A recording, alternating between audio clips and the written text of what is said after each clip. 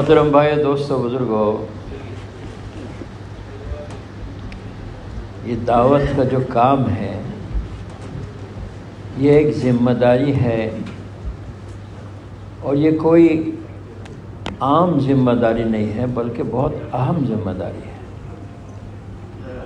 کیونکہ حضرت مولانا الیاس صاحب رحمۃ اللہ علیہ فرماتے تھے ہم تو اس کام کو کار نبوت سمجھتے ہیں،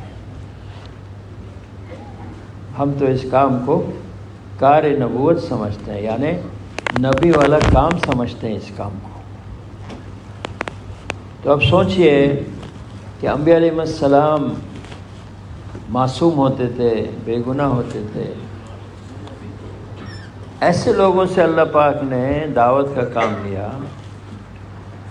اور آج ہم سر سے لے کے پیر تک گناہ ہی گناہ، لیکن حضور صلی اللہ علیہ وسلم کے امتی ہونے کی وجہ سے اللہ پاک نے اس امت کو یہ اتنا بڑا کام بخشا ہے۔ تو انبیاء علیہ السلام اپنے قوم پہ، جس کو کسی کو قوم کے پاس بھیجا گیا، کسی کو خاندان کے پاس بھیجا گیا، کسی کو علاقے کے پاس بھیجا گیا، ان میں محنت کرتے تھے، ان کو دعوت دیتے تھے، اور لوگ انہیں دھکا دیتے تھے، مارتے تھے۔ بہت سارے انبیاء علیہ السلام شہید ہو گئے، ہے نا، لیکن وہ اپنے کام میں جمے رہتے تھے۔ نوح علیہ السلام کے بارے میں آتا ہے کہ صبح سے نکلتے تھے، دعوت دیتے دیتے رات ہو جاتی تھی، تو ان کو اتنا پتھر مارتے تھے کہ کبھی کبھی پتھر میں چھپ جاتے تھے، اور جبرائیل علیہ السلام ان کو وہاں سے نکال کر پھر ان کو گھر لاتے تھے۔ دوسرے دن پھر دعوت دینا شروع کر دیتے تھے۔ حضور صلی اللہ علیہ وسلم کو کتنا تکلیف دیا ان کا قوم نے، قریش نے، لیکن حضور صلی اللہ علیہ وسلم جمے رہے اور دعوت دیتے رہے۔ اور ایک دفعہ ان کو ان کے منہ میں تھوکا اور ریت مارا ان کے منہ میں، اور ان کی ایک بیٹی آ کے رو رہی تھی اور پیالہ سے پانی سے ان کا منہ پہنچ رہی تھی۔ حضور نے کہا کہ اے بیٹی مت رو، تمہارے ابا کو اللہ پاک نے ایسا ایک کام دیا ہے جو ہر کچا پکا گھر میں ہمارا کلمہ پہنچے گا۔ تو میرے بھائی اور دوستو، بزرگوں، یہ میں نے پہلے کہا کہ یہ بہت اہم ذمہ داری ہے۔ آج ہم چھوٹے ذمہ داری کو بڑا سمجھتے ہیں کہ میں بڑا تاجر ہوں، میں ڈاکٹر ہوں، میں انجینئر ہوں، میں پروفیسر ہوں، ہے نا۔ اور اصل جو ذمہ داری اللہ نے اس امت کو دیا ہے وہ امت بھول گئی، ہے نا، جس وجہ سے آج بددینی پھیل رہی، باطل غالب ہے، لوگ دین سے دور ہیں۔ کیوں؟ اور لاکھوں لوگ جہنم میں جا رہے ہیں کلمہ کے بغیر۔ کیوں؟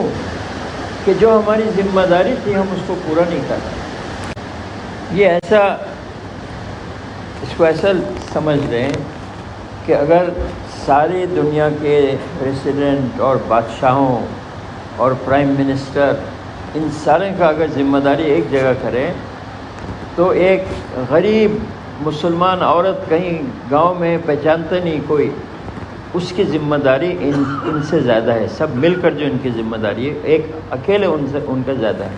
کیوں؟ کہ یہ اس امت کو ساری دنیا کے لیے بھیجا گیا ہے، سارے عالم کے لیے بھیجا گیا ہے۔ اخرجت للناس، تو یہ کتنی بڑی ذمہ داری، اس کو سوچیے۔ اور اس امت کو اللہ پاک نے مقام بھی دیا۔ جب انبیاء علیہ السلام اس امت کی فضیلت سنا تو انہوں نے کہا کہ ہمیں، یا اللہ یہ امت ہمیں دیجیے، لیکن اللہ نے کہا نہیں، یہ امت ہمارے حبیب صلی اللہ علیہ وسلم کے لیے ہے۔ اور یہ امت ساری امتوں کے بعد آئے گی، لیکن جنت میں ساری امتوں سے پہلے داخل ہو۔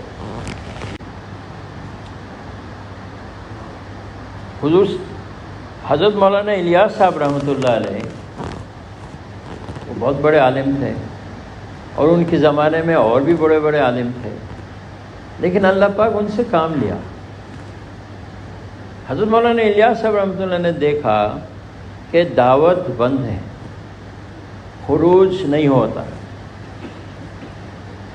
علم مدرسے کے چار دیواری کے اندر کچھ بچے پڑھ رہے ہیں، اور تزکیہ اور اصلاح بڑے بڑے مشائخ کے گھر میں خانقاہ بنا ہوا ہے، تھوڑے کچھ لوگ فائدہ اٹھا رہے ہیں، لیکن عوام الناس دین سے محروم ہے۔ عوام الناس کو دین ملنے کی کوئی جگہ نہیں۔ تو انہوں نے ان کو بہت فکر ہوئی اس بات کی، بہت ریاضت کے بعد، مجاہدہ کے بعد، رونے دھونے کے بعد اللہ پاک نے ان پہ یہ کام کھولا، اور وہ گئے مفتی کفایت اللہ صاحب رحمۃ اللہ علیہ، جو اس وقت کے بڑے مفتی تھے ہندوستان کے، اور ان کو جا کے کہا کہ مفتی صاحب ہم ایسا کام کرنا چاہتے ہیں کہ تعلیم کے حلقے لگیں گے اور ایمان کی مجلس ہوگی، اور وہاں سے لوگ کو اللہ کے راستے میں وہ نکلیں گے۔ تو مفتی صاحب نے کہا بھائی کام تو بڑا اچھا ہے، کرے گا کون اپنی بیوی بچوں کو، دکانداری کو چھوڑ کے جائے گا؟ تو مولانا الیاس صاحب نے کچھ نہیں کہا، چپ ہو گئے، اور وہ وہاں سے سیدھا چلے گئے میوات، اور میوات میں جا کر انہوں نے بہت محنت کے بعد ایک جماعت کی تیار کی، اور اس جماعت کو انہوں نے بھیجا مفتی صاحب کے مسجد میں۔ صبح کو مفتی صاحب دیکھتے ہیں بھائی یہ لوگ کہاں سے آ گئے، گاؤں کے لوگ، بڑے بڑے پگڑی اور بچھونا، بولے یہ کہاں سے آئے، کون ہے یہ؟ بولے مولانا الیاس صاحب نے بھیجا ہے۔ تو مفتی صاحب نے کہا اب کہے گا کون؟ یعنی مولانا الیاس صاحب نے کر کے دکھایا کہ لوگ نکل سکتے۔ پہلی جماعتوں کے مولانا الیاس صاحب نے علماء اور مشائخ کے علاقوں میں بھیجا، کاندھلا، سہارنپور، تھانہ بھون، اور جماعت کو انہوں نے ہدایت دی، اس لیے کہ میوات کے لوگ ان پڑھ لوگ ہوتے تھے، گاؤں کے لوگ تھے، دین سے بھی بہت دور تھے، بہتوں کو کلمہ بھی صحیح نہیں آتا تھا، ایسے جماعت انہوں نے بھیجا۔ وہ دیکھو تمہیں کہیں گے کہ تم ہمارے پاس کیوں آئے ہو، تم تو کچھ جانتے ہی نہیں ہو، تو یہ کہنا تم کہ ہاں ہم تو کچھ نہیں جانتے، ہم سیکھنے نکلے ہیں۔ ایک کام ہم نے کیا ہے، وہ کیا کہ ہم نے اللہ کے لیے دین کی خاطر اپنے گھر بار چھوڑ کر آئے ہیں۔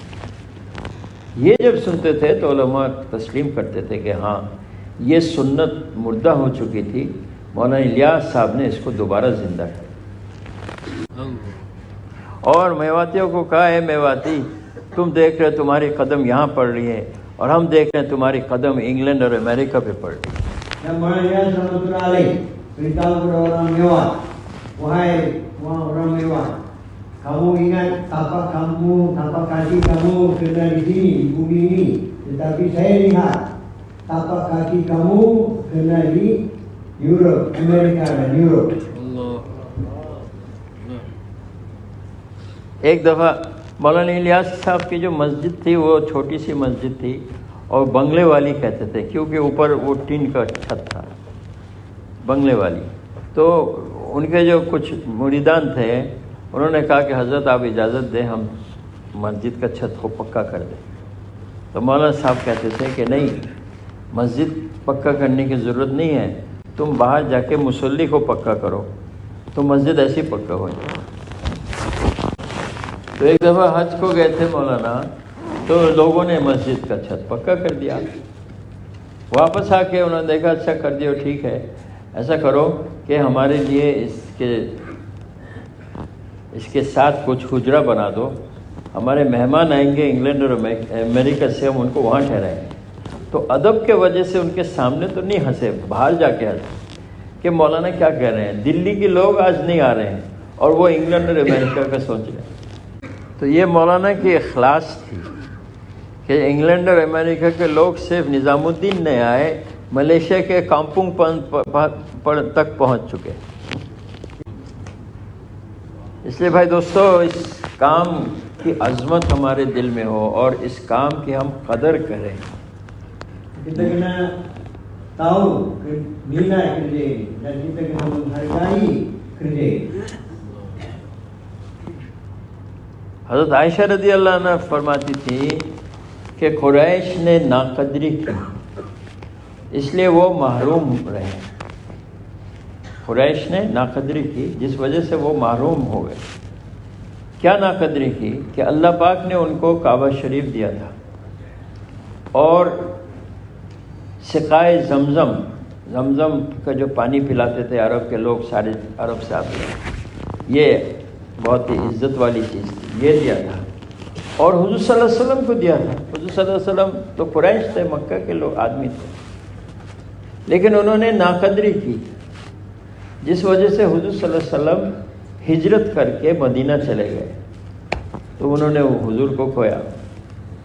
پھر جب فتح مکہ ہوا تو کعبہ شریف کی چابی ان کے ہاتھ سے مسلمانوں کے ہاتھوں میں آ گئی، تو کعبہ شریف کو کھویا، اور زمزم پانی پلانے کا جو شرف تھا اس کو بھی کھویا کہ یہ بھی مسلمانوں کی ذمہ آ گئی۔ اس لیے حضرت عائشہ رضی اللہ عنہ فرماتی تھی کہ قریش نے ناقدری کی جس کی وجہ سے وہ محروم ہو گئے۔ اس لیے بھائی دوستو بزرگوں، یہ جو اتنی بڑی نعمت اللہ پاک نے ہمیں دی ہے، یہ نبی والا کام ہے، اس کی ہم قدر کریں۔ اور قدر کیا ہے کہ اللہ جو ہمیں جان دیا ہے، جو مال دیا ہے، جو قوت دیا ہے نا، جو صلاحیت دی ہے اللہ پاک نے، اس کو ہم دین کے کام میں لگائیں، دعوت کے کام میں لگائیں، یہ ہوگی اس کی قدر۔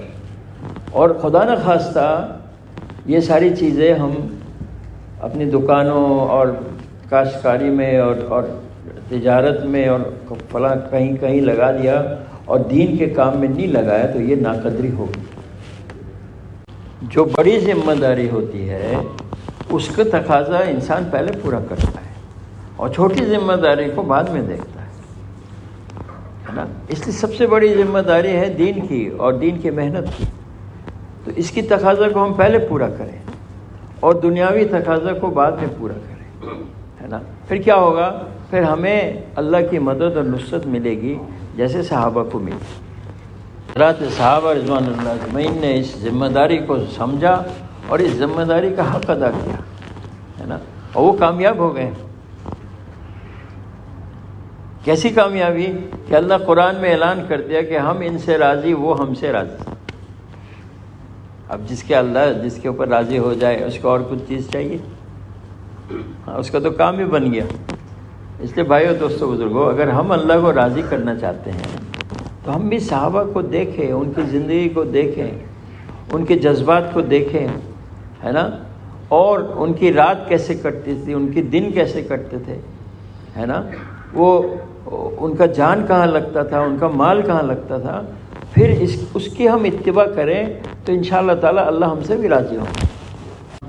انہوں نے حضور کا کام کو اپنا مقصد بنایا، حضور کا فکر کو اپنا فکر بنایا، ہے نا، اور وہ کامیاب ہو گئے۔ حضور صلی اللہ علیہ وسلم نے صحابہ کی تربیت فرمائی، حضور صلی اللہ علیہ وسلم ان کو کام سکھایا، ان کو دعوت کے کام میں لگائے، ان کے ساتھ رہے، ہے نا۔ تو صحابہ کے اندر بھی وہ جذبہ پیدا ہوا کہ دین اصل ہے اور دین کے لیے اپنا جان لگانا، مال لگانا، یہ اصل ہے۔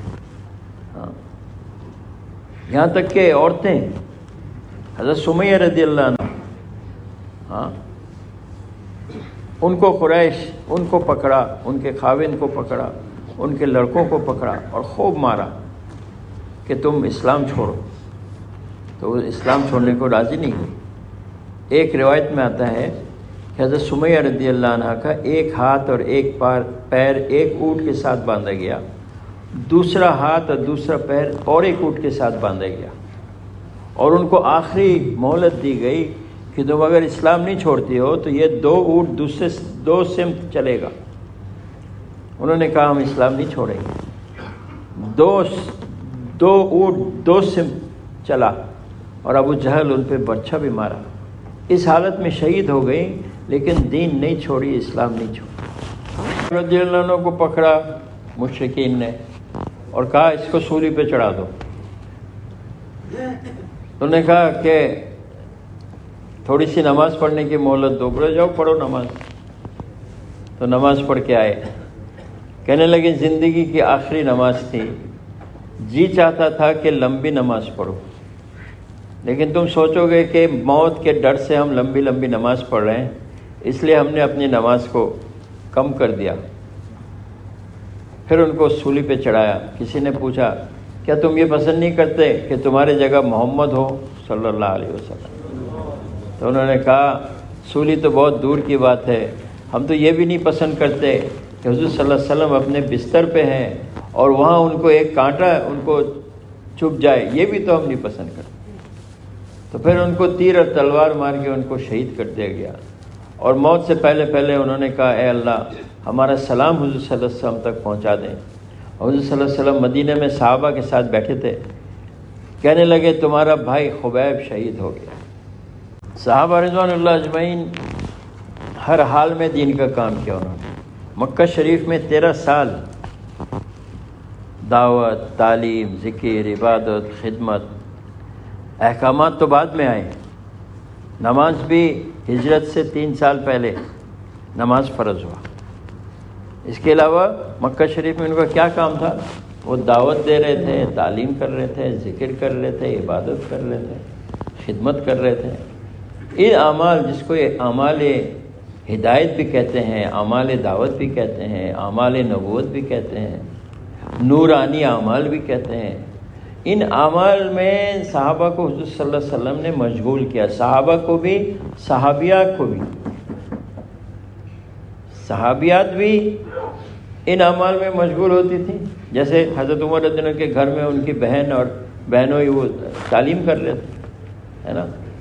تو 13 سال جب ان کے اوپر تکلیفیں آئیں، ان کو مارا، ان کو دھکا دیا. حضور صلی اللہ علیہ وسلم خود نماز کو کھڑے ہوئے، کسی نے کپڑا باندھ کے ان کے گلے میں پیچ کے اتنا زور سے ٹانڈا، کھینچا کہ حضور صلی اللہ علیہ وسلم اپنے گھٹنے کے بل گر گئے. حضور صلی اللہ علیہ وسلم نماز پڑھ رہے تھے اور قریش کے کچھ لوگ آپس میں مشورہ کر رہے تھے کہ دیکھو آج صبح کو فلاں کے گھر اونٹ ذبح ہوا ہے، تو اونٹ کی اجڑی لے آؤ اور جب یہ محمد جب سجدے میں جائیں ان کے سر پہ ڈال دو. تو اونٹ تو بڑا جانور ہے، اجڑی بھی بہت بھاری چیز ہے. وہ لا کے حضور صلی اللہ علیہ وسلم کے سر پہ ڈال دیا. حضور صلی اللہ علیہ وسلم سر اٹھا نہیں پا رہے تھے. حضور صلی اللہ علیہ وسلم کیا ہوا یار؟ حضور صلی اللہ علیہ وسلم سر اٹھا نہیں پا رہے تھے. کسی نے آ کے کہا کہ اے محمد صلی اللہ علیہ وسلم کے گھر والے دیکھو ان کے ساتھ کیا ہو رہا ہے. تو ایک لڑکی آئی دوڑتے ہوئے، ہے نا، اور حضور صلی اللہ علیہ وسلم کے سر سے اس کو کھینچا. حضور صلی اللہ علیہ وسلم نے کہا اے فاطمہ اگر تم زیادہ دیر کرتی شاید تمہارے والد کو نہ پاتی. تو فاطمہ رضی اللہ عنہ اور یہ جو قریش جو بھیجا تھا جس آدمی کو، یہ ایک دوسرے کے اوپر ہنستے ہنستے گر پڑ رہے تھے. یعنی کتنا اچھا کام کیا ہم نے. حضرت فاطمہ نے بد دعا کیا ان کے اوپر، ہے نا. تو راوی کہتا ہے کہ بدر کے لڑائی کے بعد ہم نے دیکھا وہ جتنے وہ تھے سب کے سب میدان جنگ میں سب قتل ہو کے پڑے ہوئے. 13 سال صحابہ اس پہ مشق کیا انہوں نے. اس سے فائدہ کیا ہوا کہ ان کا ایمان مضبوط ہوا، ان کا اعمال صحیح ہوا اور اخلاق بلند ہوا. یہ اعمال کی وجہ سے ان کے اندر صفات پیدا ہوئی. اور جب مکہ شریف سے مدینہ شریف ہجرت کر کے گئے تو وہاں جا کے اب امتحان ہے کیا کہ چلو بدر، مکہ شریف میں تو جنگ نہیں تھا، ہے نا، بدر جانا پڑا، اور بدر میں سواری بھی کم، ہتھیار بھی کم، لوگ بھی کم، اور وہ قریش جنگ کی تیاری کر کے آئے، اور سواری بھی زیادہ اور اسلحہ بھی زیادہ. لیکن صحابہ نے 13 سال جو محنت کی تھی ایمان پر، اللہ پہ یقین اور اللہ سے ہونے کا یقین جو ان کے دل میں بیٹھا ہوا تھا، جب مقابلہ ہوا تو اللہ پاک نے آسمان سے فرشتہ نازل کیا اور صحابہ کو، ہے نا، اللہ پاک نے کامیابی دی. حضور صلی اللہ علیہ وسلم کو اللہ پاک نے کامیاب کیا.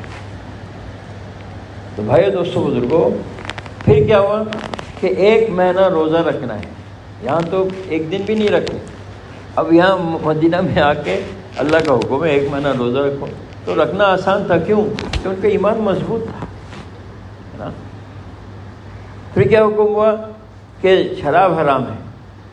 جو شراب عرب کے پاس محبوب تھی سب سے زیادہ، جس کے یہاں جتنا پرانا شراب ہوتا تھا اس کی زیادہ یعنی عزت ہوتی تھی سوسائٹی میں.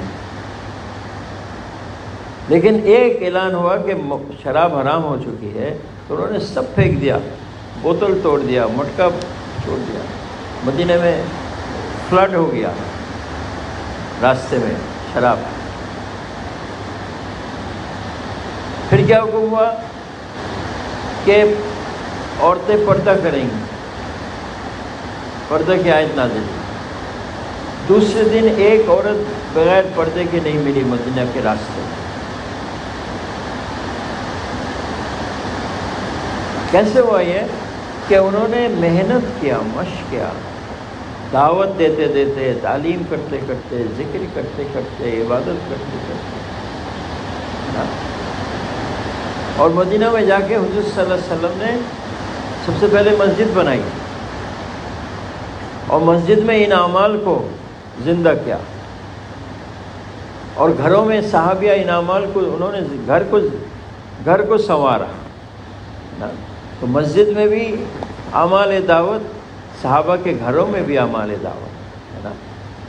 جو بھی باہر سے آتا تھا مدینہ میں دین سیکھنے، مرد ہوتا تھا مسجد میں سیکھ لیتے تھے، عورتیں ہوتی تھی صحابہ کے گھر. اسی طرح میرے بھائیوں، دوستوں، بزرگوں، آج بھی ہمارے حضرات نظام الدین سے یہی چاہ رہے ہیں کہ ہر مسجد نبوی کے نقشے پہ آ جائے، اور ہر مسلمان کا گھر صحابہ کا جیسا گھر تھا ویسے بن جائے. تو مسجد نبوی میں 24 گھنٹہ اعمال زندہ تھی، ہے نا، اعمال دعوت، اور صحابہ کے گھروں میں بھی 24 گھنٹہ اعمال زندہ تھی. اس کے لیے، ہے نا، ہم بھی نیت کریں کہ ہم اپنی مسجدوں کو مسجد نبوی کے نقشے میں لائیں، ہے نا. اور وہ کس وقت ہوگا؟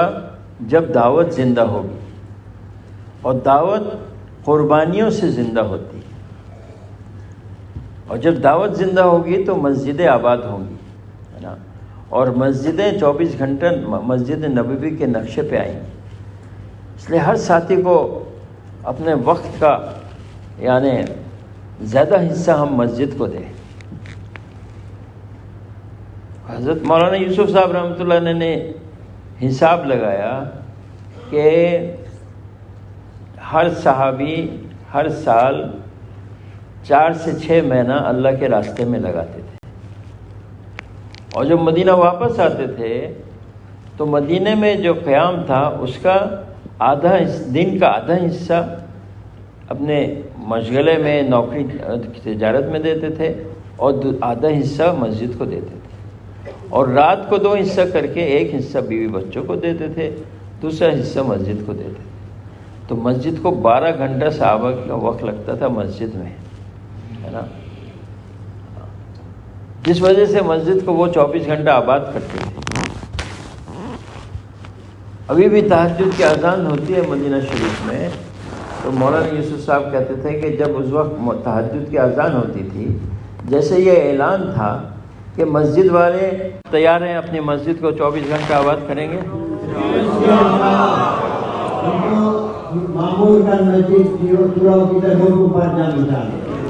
صرف اپنی مسجد کریں گے یا ساری دنیا کی مسجدوں میں بھی جا کے ہاتھ بٹائیں گے؟ ہاں، صحابہ مدینے میں بیٹھے نہیں رہے،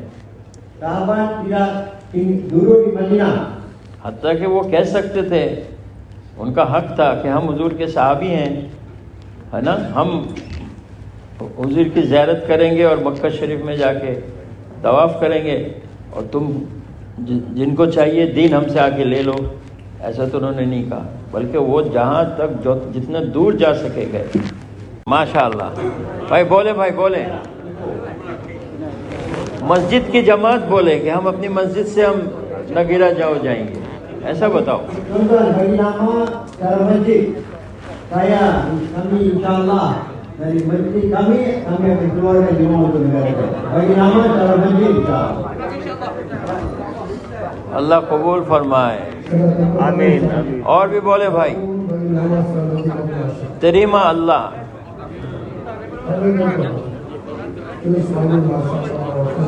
ماشاءاللہ ماشاءاللہ ادھر بھی ہے، ادھر بھائی، باقی سب بیٹھے رہیں، تشکیل والا کم ہے۔ صرف جو نام لکھائیں گے وہ اٹھیں گے۔ ماشاءاللہ ماشاءاللہ، اور بھی بولے بھائی، شہادت تشکیل کرو یار۔ ماشاءاللہ ماشاءاللہ بھائی، ان کو علیحدہ کریں گے یہ تشکیل والے۔